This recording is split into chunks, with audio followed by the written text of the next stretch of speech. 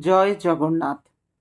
ছোটবেলা থেকেই বাড়িতে রথযাত্রা, ঝুলন উৎসব এইসব হতো।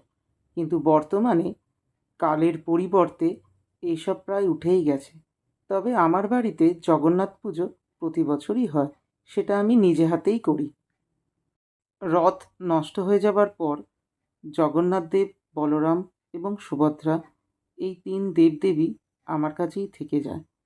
কিন্তু সেটাও পরে নষ্ট হয়ে যাওয়াতে মাইমা এটা পুরী থেকে এনে দিয়েছিল আমাকে। যাই হোক, আজ রথযাত্রা। রথযাত্রা উপলক্ষে প্রত্যেকটা দেবদেবীকে মালা পরানো হলো এবং ফুল দিয়ে সুন্দর করে সাজানো হলো। শুধু তাই নয়, শ্রীকৃষ্ণ, নারায়ণ এবং আমার ২ গোপাল ও জগন্নাথ দেবকে আমি নিজে হাতে তুলসীর মালা গেঁথে